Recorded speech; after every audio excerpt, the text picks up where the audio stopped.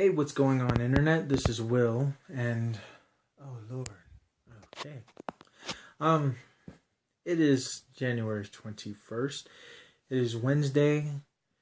I finished eating dinner, watching an episode of Death Note, and also did a Gamers Nation episode today. I wanted to continue with my story or my point that I was making yesterday. Um, well, like I said, in 2007, it was 2007, I think it was. I tried out for American Idol. They came to Philadelphia for the first time, and I was so freaking ecstatic. And I went there. I was like one of the, like in the 20. I was like in like the 20th person in line until some dumb bitch had to come out of nowhere and say that there is no line. And then everybody just started freaking out, and it was the worst experience ever. It was controlled. It was absolutely controlled until one person had to say, no line. So everybody just freaked the hell out, and then there was 20,000 people. You just do not say that. If people are assuming that it's lined up first come, first serve, you keep it that way. You keep your mouth shut. But anyways, there was a total of 20,000 people that made it. And on the first night, I went just to get a band and a ticket to the venue, when I could have just waited the next day and just went with no line, got myself the band and the ticket. That's it. So I was sitting outside for like 15 hours, me and my mother, and I put my mother through this torture, and I felt so bad. Got the ticket, had to wear the band. I couldn't take the band off, and I had to wear it for 3 days. So 3 days come, we wait to the event. It's the same nightmare again. All these people are like so close together. There are people that were camera hogs trying to get into camera and sing in front of the camera. And it was just people singing everywhere. Some were bad, some were good. Some were singing church songs. Some were singing Backstreet Boys. Some were just whatever. And I was talking to nobody. And I was just by myself because I was nervous. This is a very nervous thing. I don't do well in crowds at all. I'm not in a comfort zone with a crowd at all. And so I stood quiet. So the only person I was talking to was my mother. I had my PSP at the time, and I was looking at, 8 Mile on repeat. And that was pretty much it at the time. And I was just like, oh, this just really sucks. I am not happy. Anyways, so I go in there, and we're in the stadium, which is at the time was the Wachovia Center, which is now, I don't know what it's, the Wells Fargo Center now, but went to the Wachovia Center at the time, and I sat there, and I just saw how big this thing was, and I didn't realize how big the stadium, of people were, and I'm like, oof, this is really, nerve-wracking, because there was like 18 tents, and each of them took groups of 4, and each person had to sing a little thing. And so my turn came up like about 3 hours later. So I was already like 8 hours in this thing. I already had enough. And then I go sing a song to only be seen for like 5 seconds. Sing my version of the song. The guy was looking at me. It looked like he wanted to get me a ticket, but I didn't get it. And it was completely random. Some people that were bad went through. Some people that were really good went through. And I had to leave.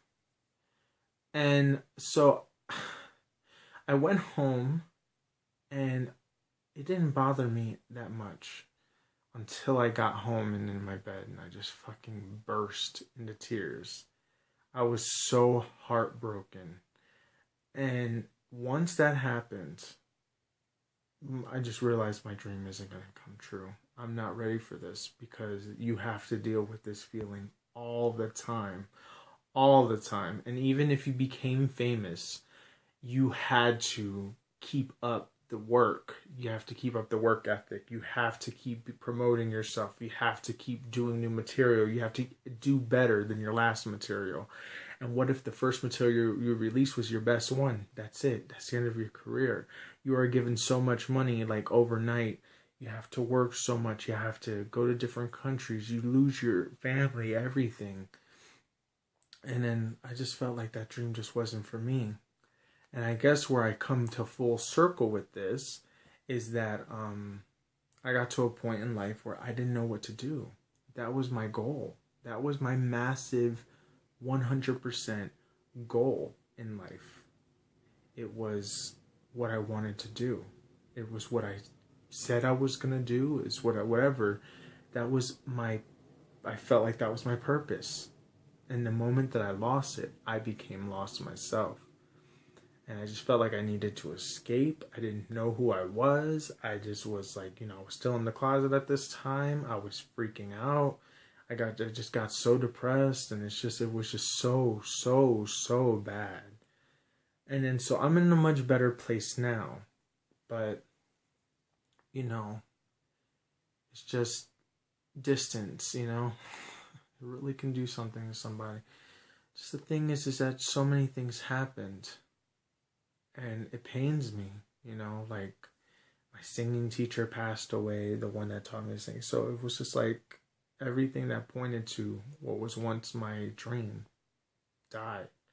My school closed down, the one I went to, or it is closing down. Last time I checked, I don't know if it's closed yet. Everybody's just in a completely different place. Everybody's separated. And I don't mean to make this video sound so depressing, but seriously, man, it was just bad. Just bad. So it's like right now I'm in a point in life where I just need to find out what it is I wanted to do. I remember that when I first started this, I was thinking, well, just the vlogs is something then. I don't know. And then once I completed it, I'm just like, I don't know what I want to do now, So I'm in that situation, and I've been in that situation for a few years now, like since 2009. I still don't know what I want to do.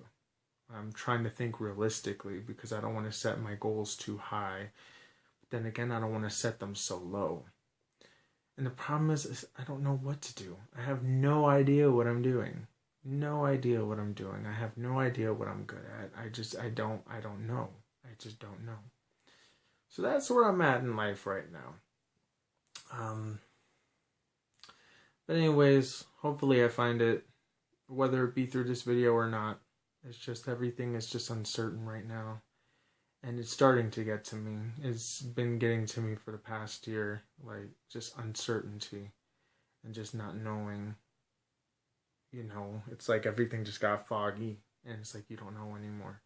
Because living life without a dream can really make you bitter, can really make you angry, make you hate everything, make you hate the world, whatever. And I felt like that's exactly what it did.